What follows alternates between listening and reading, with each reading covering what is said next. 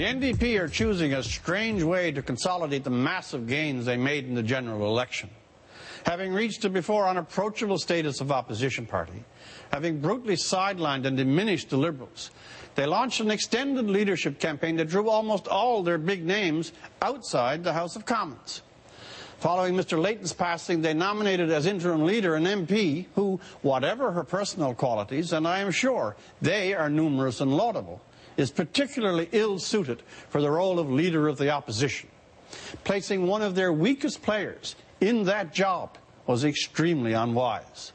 It means and has meant that the Liberals, particularly under Bob Rae, have the biggest forum and the automatic media attention it brings all to themselves, the House of Commons. Face it, the very moment the Liberals were at their greatest political disadvantage, when the novelty of the NDP in opposition would have guaranteed them heightened coverage and wide interest, they determined to take all the action and all the drama outside the Commons. The Liberals were desperately in need of oxygen after election night, desperately in need of some way to re-secure the spotlight. And who gave them both oxygen and center stage? Why, the NDP. The leadership contest itself comes with other problematics. It is bound to sharpen the distinction between the NDP's old caucus and the new, nearly 60 MPs, all from Quebec. That new caucus will have measured its worth and weight by the end of the leadership race and placed the NDP under pressures of accommodation it could simply ignore or finesse before. The Quebec wing is now more than half the party. The NDP really is a new party now, but it is not at all clear they've had time to adjust to that basic consideration.